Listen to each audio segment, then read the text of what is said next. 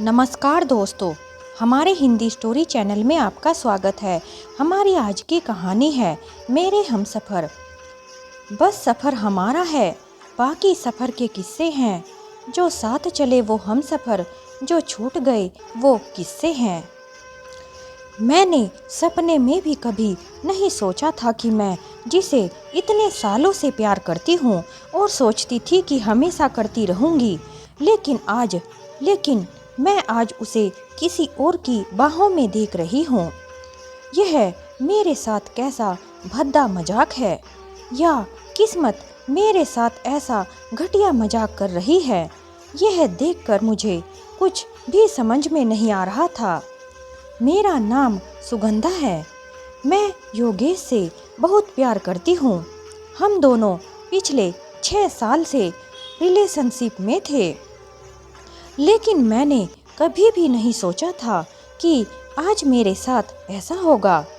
मैं योगेश का असली चेहरा देखूंगी और उसे किसी और की बाहों में देखूंगी। मैं योगेश को सरप्राइज देने के लिए आज उससे मिलने उसके अपार्टमेंट में गई, लेकिन वहां जाकर मैं खुद ही सरप्राइज हो गई, क्योंकि योगेश मेरी ही सहेली विपाशा के साथ बिस्तर पर था। मैं उसे और विपाशा को ऐसा धोखा मेरे साथ करते हुए कभी सोचा भी नहीं सकती थी। मेरी आंखों से आंसू बह रहे थे। मैं योगेश से पूछना चाहती थी कि तुमने मेरे साथ ऐसा क्यों किया, लेकिन मेरे कदम वहीं रुक गए। मैं चाहकर भी उससे कुछ पूछ ना पाई। उन्हें उसी हालत में छोड़ वहां से चली गई। मैं अपने गम में इतनी डूबी थी, मुझे कुछ समझ में नहीं आ रहा था कि मैं क्या करूं और कहां जाऊं। फिर वहां से मैं क्लब चली गई। मैंने क्लब जाकर बहुत ड्रिंक की और अपने हालत पर हंस रही थी कि मैं कितनी बड़ी बेवकूफ़ हूँ जो आज तक योगेश और अपनी सहेली विपाशा का असली चेहरा देख ना पाई। मैं यह सब डिजर्व करती हूँ। मैं इतनी बुरी हालत में थी कि किसी को भी पहचान नहीं पा रही थी। मैं लड़खड़ाते कदमों से बाहर जाने लगी कि अचानक मैं किसी लड़के से टकरा गई। वो लड़का काफ़ी लंबा था, उसे देखने के लिए मुझे अपने फेस को ऊपर करना पड़ा। इससे पहले मैं कुछ बोल पाती, उस लड़के ने मुझे किस कर लिया। मैं चाहकर भी उसे रोक न पाई। वह लड़का मुझे बाहों में उठाकर क्लब से बाहर ले गया। जब अगली सुबह मेरी आँख खुली तो मैंने खुद को बेड पर पाया। वो अपने बगल में देखने लगी तो कोई भी नहीं था। मैं अपने आप को चेक करने लगी तो मेरी हालत भी कुछ ठीक नहीं थी। मुझे अपने आप पर गुस्सा आ रहा था कि वो इतने नशे में कैसे हो सकती है कि उसे इतना भी याद नहीं कि वो किस लड़के के साथ थी। सुगंधा यह सब सोच ही रही थी कि उसके कानों में शावर चलने की आवाज़ आई। वो उस तरफ देखने लगी। सुगंधा जल्दी जल्दी से कपड़े पहन वहाँ से निकलने की कोशिश करती है, लेकिन उसकी हिम्मत नहीं हो रही थी कि वो उसे फेस करे। वो जल्दी से खुद को छुपा लेना चाहती थी। सुगंधा के जाने के बाद वो लड़का वॉशरूम से बाहर आया। वो लड़का काफ़ी हैंडसम था। वो बेड पर सुगंधा को ना देखकर शॉक्ड हो गया। उसे समझ में नहीं आ रहा था कि वह अचानक गायब कैसे हो गई। वो लड़का जल्दी से अपने कपड़ों को पहनता है और अपने असिस्टेंट को कॉल करता है। मैं तुम्हें एक लड़की की फ़ोटो सेंड कर रहा हूँ, मुझे इस लड़की की डिटेल चाहिए। इतना बोल उस लड़के ने कॉल डिस्कनेक्ट कर दिया। यह लड़का और कोई नहीं, अभिराज सक्सेना है। सक्सेना का सीईओ।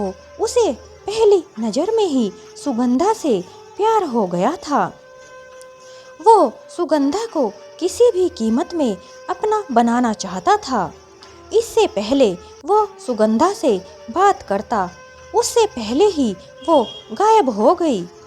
बड़ी मुश्किल से इस लड़की को ढूंढा था, यह फिर गायब हो गई। अभिराज सक्सेना रेडी होकर अपनी कंपनी चला गया। सुगंधा जब अपने घर पहुंची, वो इधर देखने लगी। आज वो बहुत सैड थी। सब कुछ उलट पुलट लग रहा था। जिसके लिए वो आज तक सब कुछ कर रही थी, लेकिन आज उसने उसे चीट कर दिया। जिसे वो जानती तक नहीं, उसे अपना सब कुछ दे दिया। मैं तो बर्बाद हो गई। यह सोच सोच कर सुगंधा रो ही रही थी कि उसका फोन रिंग हुआ। योगेश उसे कॉल कर रहा था। सुगंधा ने गुस्से में फोन को जमीन पर पटक दिया। मैं तुमसे नफरत करती हूँ। तुमने मुझे चीट किया है। मैं तुम्हें कभी माफ नहीं करूँगी। सुगंधा टाइम देखती है। वो लेट हो रही थी, उसे काम पर भी जाना था। सुगंधा जल्दी से रेडी होकर वहाँ से निकल गई। वो इतने गुस्से में थी, उसे खुद भी नहीं पता कि वो क्या कर रही है। आपको क्या लगता है योगेश के धोखे के बाद सुगंधा कर पाएगी अभिराज से प्यार? सुगंधा कंपनी आ गई थी। सुगंधा सक्सेना कंपनी की एम्प्लॉय थी। आज इस किसी ने भी सक्सेना कंपनी की सीईओ को नहीं देखा था।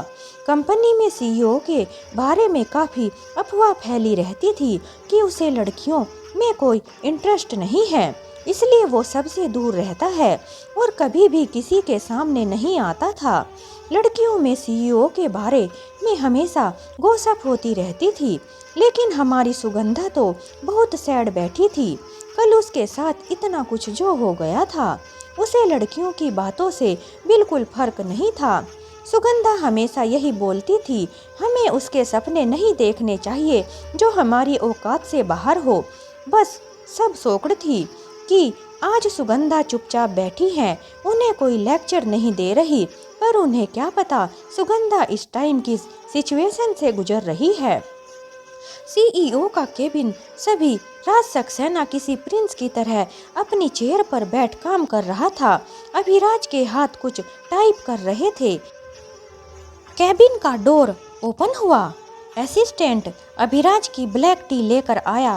वो उसे टेबल पर रख देता है और अभिराज के आगे एक फाइल को बढ़ा देता है। उस फाइल को देखते ही अचानक ही अभिराज के हाथ रुक गए। वो उस फाइल को देखने लगा। अभिराज अपनी टी का एक सिप लेता है और कप को नीचे रख दे उस फाइल को उठा लिया। जैसे ही वो फाइल को ओपन करता है तो उसे सबसे पहले उसकी नज़र सुगंधा की फोटो पर पड़ी। अभिराज सुगंधा की आंखों में देखने लगा। उसे सुगंधा में एक अलग ही कशिश नजर आने लगी। वो उस फोटो में खो सा गया। अभिराज ने फोटो को साइड रखा और फिर सुगंधा की इंफॉर्मेशन पढ़ने लगा। यह तो मेरी कंपनी की एम्प्लॉई है और मुझे ही मालूम नहीं। उस फाइल को बंद कर अभिराज ने उसे रख दिया। फिर वो किसी गहरी सोच में पड़ गया। आज का दिन ऐसे ही निकल गया। सुगंधा भी सैड होकर वापस घर जा रही थी, लेकिन वो घर नहीं जाना चाहती थी, इसलिए वो एक रेस्टोरेंट पर बैठ गई और अपने लिए कॉफ़ी ऑर्डर कर दी। अभिराज भी घर वापस लौट रहा था कि उसकी नज़र सुगंधा पर पड़ी। यह यहाँ पर क्या कर रही है? आज फिर ड्रिंक का प्लान तो नहीं? अभिराज कार को रोकने को बोला। असिस्टेंट शॉक्ड हो गया। सर, आप तो बिजनेस ट्रिप पर जाना है। हाँ मुझे पता है, लेकिन हमें यहाँ कुछ पैक करवाना है। अभिराज असिस्टेंट की तरफ देखता है तो वो चुप हो गया। अभिराज अपने ब्लेजर और टाई को उतार कार पर रख दिया और कार से बाहर निकल गया। असिस्टेंट शॉक्ड हो गया कि सर को क्या हो गया, वो तो पहले ऐसे बिल्कुल भी नहीं थे। अभिराज सुगंधा के आगे जाकर बैठ गया। सुगंधा ने जैसे सामने देखा तो देखती रह गई।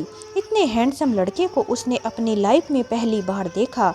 उसे देखकर सुगंधा ने पूछा, तुम कौन हो और यहाँ पर क्यों बैठ गए? अभिराज ने बोला, कल रात मेरा फायदा उठाकर मुझे ही इतनी जल्दी भूल गई। अभिराज की बात सुन सुगंधा तो शॉक्ड हो गई। क्या वो तुम थे? पर मैं तो नशे में थी, जो होना था वो हो गया।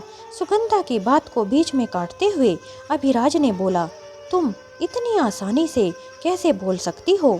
जो होना था वो हो गया, लेकिन अब तुम्हें मेरी जिम्मेदारी उठानी पड़ेगी। यह कहकर सुगंधा एकदम से चिल्ला पड़ी, तुम पागल हो गए? सब उनकी तरफ देखने लगे। सुगंधा सबको सॉरी बोल फिर बैठ गई। तुम्हें शर्म नहीं आती जो एक लड़की पर डिपेंड होना चाहते हो? अभिराज ने बोला, वो तो तुम्हें मेरा फायदा उठाने से पहले सोचना चाहिए था। या तो मुझसे शादी कर लो या 10 लाख मेरी पेनल्टी फीस दे दो। 10 लाख सुन सुगंधा तो सौकड़ हो गई। तुम पागल तो नहीं हो गए? देखो मिस्टर, तुम जो भी हो, मैं कहाँ से दूं 10 लाख? सुगंधा ने तंज कसते हुए बोला, वो तो तुम्हें मेरा फायदा उठाने से पहले सोचना चाहिए। सुगंधा को अपने आप पर बहुत गुस्सा आ रहा था कि उसने कौन सी आफत में पैर फंसा लिया। सुगंधा ने उससे पीछा छुड़ाने के लिए बोला, ठीक है, मैं तुम्हें तुम्हारी फीस दे दूंगी, पर अभी मेरे पास इतना पैसा नहीं है। अभिराज ने बोला, तुम्हारे पास 5 दिन का समय है, या तो मेरे पैसे लौटा दो या मुझसे शादी कर लो। अगर तुमने भागने की कोशिश की तो तुम्हें छोड़ूंगा नहीं। तुम मुझे नहीं जानती, लेकिन मैं इतनी आसानी से तुम्हें जाने नहीं दूंगा। सुगंधा को गुस्सा आ रहा था, पर वो कुछ भी नहीं कर सकती थी। पता नहीं किस्मत क्या खेल खेल रही है उसके साथ, यह उसे समझ में नहीं आ रहा था। अभिराज वहां से चला गया। सुगंधा सदमे में बैठी रह गई। यह उसके साथ क्या हो गया? पहले योगेश के गम से बाहर भी नहीं निकल पाई थी कि और यह एक और मुसीबत गले पड़ गई। अभिराज तो बस सुगंधा को अपना बनाना चाहता था। वो जानता था कि सुगंधा सीधे तरीके से नहीं मानेगी, इसलिए उंगली टेढ़ी ही करनी पड़ेगी जिससे सब कुछ उसके हिसाब से हो सके। सुगंधा तो सदमे में ही बैठी रह गई। एक मुसीबत कम थी, अब और आ गई। सुगंधा बेमन से अपनी कॉफी पीने लगी। पहले वो खुद को संभालना चाहती थी, लेकिन यहाँ तो उल्टा और मुसीबत पड़ गई। अभिराज सक्सेना आकर कार में बैठ गया और अपने असिस्टेंट को सुगंधा पर नजर रखने को बोला। वो भागनी नहीं चाहिए, मुझे उसकी पल पल की खबर होनी चाहिए, क्योंकि मैं 5 दिन के बाद उसके साथ शादी करने वाला हूँ। अभिराज की बात सुन असिस्टेंट को सदमा सा लग जाता है। सर, कोई मजाक तो नहीं कर रहे? शादी? पहले तो शादी के नाम से ही दूर भागते थे। अभिराज अपने घर पहुंचकर रेडी होता है। रेडी होने के बाद वो सीधा एयरपोर्ट के लिए निकल गया। वो अपनी प्राइवेट जेट में अमेरिका जा रहा था। 4 दिन के बिजनेस ट्रिप में वो कुछ नई डील ट्रैक करना चाहता था, जिससे वो कुछ चेंजेस कर सके। अभिराज हमेशा पहले अपने काम के लिए ही जीता था। अब उसे एक होप मिली है, वो उसके साथ जीना चाहता था। वो अपनी बेरंग जिंदगी में प्यार के रंग भरना चाहता था, पर वो प्यार के बारे में कुछ भी नहीं जानता था। उसे समझ में नहीं आ रहा था कि वो सुगंधा को कैसे समझाए कि उसे पहली नज़र में उससे प्यार हो गया है, इसलिए वह भी उसे अपना ले। अभिराज अपनी सोच में इतना डूबा था कि उसे पता भी नहीं लगा कि उसकी कार कब आकर एयरपोर्ट पहुंच गई। अभिराज कार से बाहर निकलकर एयरपोर्ट के अंदर चला गया। दूसरी तरफ सुगंधा भी अपने घर पहुंच गई थी, लेकिन वो जैसे ही डोर ओपन करने वाली थी कि योगेश ने उसका हाथ पकड़ लिया। योगेश ने सुगंधा को अपने करीब खींच लिया। सुगंधा, तुम मेरा फोन क्यों रिसीव नहीं कर रही? तुम्हें पता भी है कि मैं कितना डर गया था। सुगंधा गुस्से में योगेश को घूर कर देख रही थी। उसे योगेश से नफरत हो रही थी। इतने साल बेवकूफ़ बनाते जो आ रहा है, क्या यह अभी भी नहीं समझा मैं इसका असली चेहरा देख चुकी हूँ। सुगंधा योगेश को खुद से दूर करती है। इससे पहले सुगंधा कुछ बोलती कि उसका भाई सचिन आ गया। दी, आप आ गई? अरे योगेश, तुम भी यहाँ हो? तो योगेश ने हंसते हुए बोला, सचिन कैसा है? मैं तो सुगंधा को मिलने आया हूँ। लगता है आज सुगंधा का मूड ठीक नहीं है। सचिन ने हंसते हुए बोला, दी का फोन टूट गया है। योगेश सुगंधा से कुछ बात करना चाहता था कि उसका फोन रिंग हुआ। यह कॉल विपाशा की थी। योगेश के चेहरे का रंग देख कर ही सुगंधा समझ गई। योगेश बाय बोल वहाँ से चला गया। सुगंधा ने सचिन से पूछा, तुम्हारी पढ़ाई कैसी चल रही है और तुम योगेश से दूर रहो? सचिन ने बोला, ओके। सचिन फिर घर के अंदर चला गया। सुगंधा सचिन के सामने कोई भी तमाशा नहीं करना चाहती थी, इसलिए उसने योगेश को कुछ नहीं बोला। सुगंधा को योगेश पर गुस्सा आ रहा था। सुगंधा ने कभी भी सोचा नहीं था कि उसकी बेस्ट फ्रेंड विपाशा उसके साथ ऐसा करेगी। यह सोचते हुए सुगंधा भी अंदर आ गई। योगेश विपाशा के पास क्लब पहुंचता है तो विपाशा ने गुस्सा होते हुए बोला, तुमने बहुत लेट कर दिया। योगेश ने बोला, लेकिन अब तो आ गया हूँ मैं। सुगंधा से मिलने गया था कि उसे शक ना हो कि मैं उससे प्यार नहीं करता। एक बार वो फ्लैट की किस्त पूरी हो जाए फिर मैं सुगंधा से ब्रेकअप कर लूँगा और तुमसे शादी। वो फ्लैट मेरे नाम पर है, सुगंधा ही उसकी किस्त दे रही है। 1 महीने के बाद वो फ्लैट फ्री हो जाएगा। शादी के बाद मैं और तुम वहाँ रहने वाले हैं। योगेश की बात सुन विपाशा तो खुश हो गई। Yogesh thank you so much. Yogesh ने भी उसे अपने गले लगा लिया और उसके बाद वो दोनों साथ मिलकर ड्रिंक करने लगते हैं। योगेश, तुम उस सुगंधा के पास वापस तो नहीं चले जाओगे? योगेश ने बोला, बिल्कुल भी नहीं। क्या है उस सुगंधा में? बोरिंग लड़की है, मुझे अपने करीब तो कभी आने ही नहीं दिया। उसे हमेशा अपने भाई की चिंता ही लगी रहती थी। अरे हमारे ऐश करने के दिन हैं, मैं नहीं उठा सकता उसके भाई का खर्चा। मेरे भी सपने हैं और अरमान। कोई बेवकूफ़ ही होगा जो उस बोरिंग लड़की के पीछे अपने आप को बर्बाद करेगा। योगेश विपाशा को अपने करीब करता है। तुम सबसे अलग हो और सबसे बेटर भी। मुझे तुम जैसी ही लड़की चाहिए थी। अगले दिन सुगंधा खुद के लिए एक न्यू फ़ोन लेती है। उसे फ़ोन के बिना बहुत मुश्किल हो रही थी। सुगंधा फिर कंपनी आ जाती है। सब कंपनी में यह गॉसिप हो रही थी कि हमारा सीईओ 4 दिन की बिजनेस ट्रिप पर गया। जरूर कोई ऐसा राज है जो हमारे सीईओ पूरी दुनिया से छुपाते हैं। सुगंधा उनकी बातों को इग्नोर कर अपने काम को करने लगी। सुगंधा काम ही कर रही थी कि मैनेजर सुगंधा को बुलाती है। सुगंधा, यह कुछ डॉक्यूमेंट हैं, 2 दिन में कंप्लीट करके तुम्हें मुझे देने हैं। सुगंधा ओके बोल उस डॉक्यूमेंट को देखने लगी। चल लग जा काम पर, अब सब कुछ भुलाकर आगे बढ़ना है। सुगंधा अपने काम में इतना बिजी हो गई, ऐसा करते हुए कब 5 दिन निकल गए उसे मालूम भी नहीं पड़ा। सुगंधा अपना काम कर ही रही थी कि उसका फ़ोन रिंग हुआ। सुगंधा फ़ोन की स्क्रीन की तरफ देखती है तो अननोन कॉल देखकर कंफ्यूज हो गई। यह किसका नंबर है? सुगंधा जल्दी से फ़ोन को रिसीव करती है। जैसे ही वो बात सुनती है तो वो शॉक्ड हो गई। वो जल्दी से आधे दिन की छुट्टी लेकर हॉस्पिटल पहुंच गई। यह कॉल हॉस्पिटल से थी क्योंकि सचिन का एक्सीडेंट हो गया था। सुगंधा हॉस्पिटल पहुंचती है तो डॉक्टर सुगंधा के पास आती है। कैसा है मेरा भाई? डॉक्टर ने सुगंधा को सचिन की कंडीशन को देखते हुए बोला, ब्लड काफ़ी लॉस हो गया है, हमें जल्दी से ऑपरेशन करना होगा। आप जल्दी से 3 लाख डिपॉजिट करवा दीजिए, हम जल्दी से ऑपरेशन कर सकें। डॉक्टर की बात सुन सुगंधा तो सदमे में ही चली गई। वो इतनी जल्दी कहाँ से इतना पैसा लाएगी? सुगंधा इसी सोच में पड़ी थी। वो हॉस्पिटल से बाहर निकल ही रही थी कि उसकी नज़र योगेश और विपाशा पर पड़ी। यह दोनों हॉस्पिटल क्या कर रहे हैं? योगेश विपाशा का चेकअप करवा रहा था। विपाशा प्रेग्नेंट थी। सुगंधा भी योगेश और विपाशा के पीछे चली गई। योगेश विपाशा की पूरी केयर कर रहा था। सुगंधा भी दूर से खड़ी सब देख रही थी। विपाशा का चेकअप करवा रहे योगेश डॉक्टर के केबिन से बाहर आता है। सुगंधा को सामने देख योगेश और विपाशा शॉक्ड हो गए।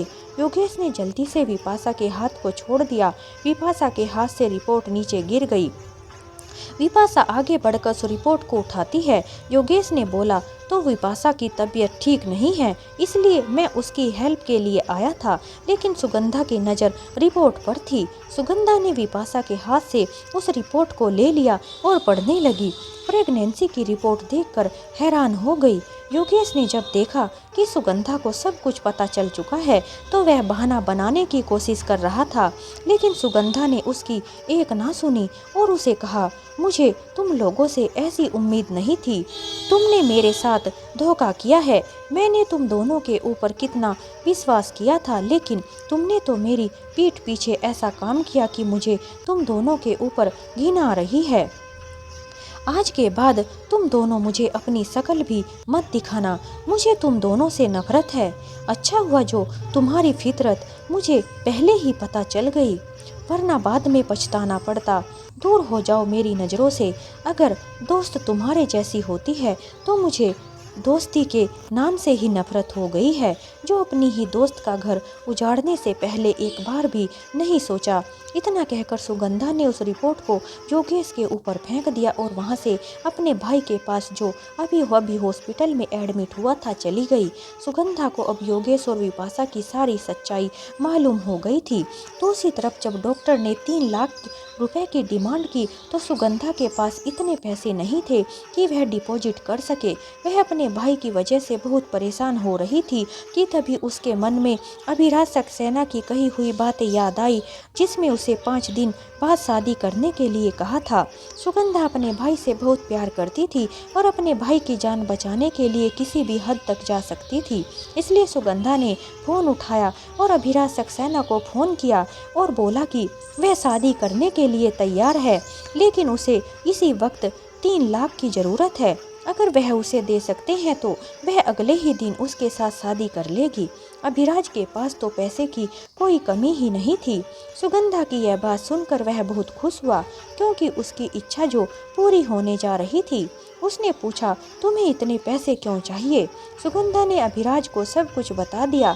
अभिराज ने यह बात सुनकर सुगंधा से कहा, देखो सुगंधा, तुम्हें पैसों की चिंता करने की कोई ज़रूरत नहीं है। तुम्हारे भाई के इलाज में जो भी खर्च होगा वह सारा खर्चा मैं दूंगा। बस तुम्हें मुझसे शादी करनी होगी।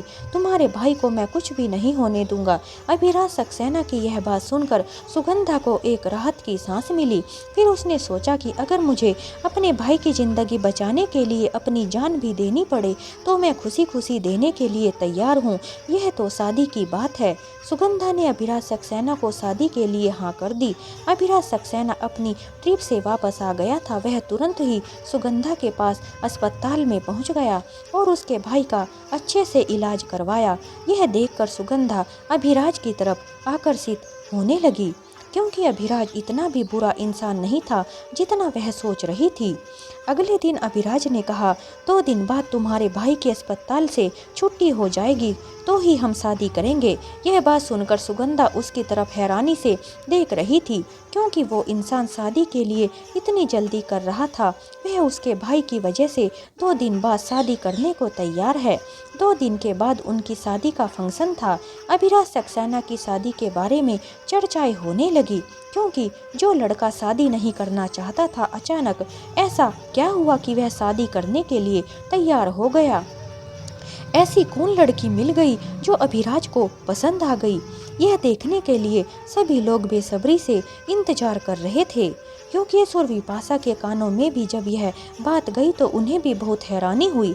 वह भी यह देखने आए कि आखिर वह लड़की कौन है जिससे अभिराज सक्सेना शादी कर रहा है। जब योगेश और विपाशा ने सुगंधा को स्टेज पर बैठा देखा तो उनके पैरों तले से जमीन ही खिसक गई थी। उन्हें अपनी आंखों पर विश्वास नहीं हो रहा था। योगेश जी से एक मामूली सी लड़की कहता था, एक बिजनेस टाइकून ने उसे अपनी हमसफर बना लिया था। अभिराज सक्सेना की शादी को देखने के लिए भीड़ उमड़ पड़ी थी।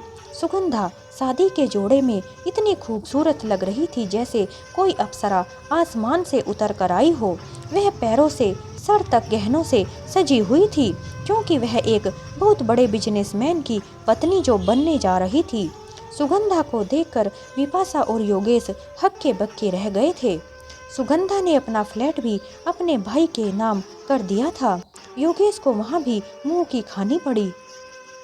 शादी करके अभिराज सक्सेना जब सुगंधा को अपने घर ले गया, वहाँ उसका जोरों शोरों से स्वागत हुआ।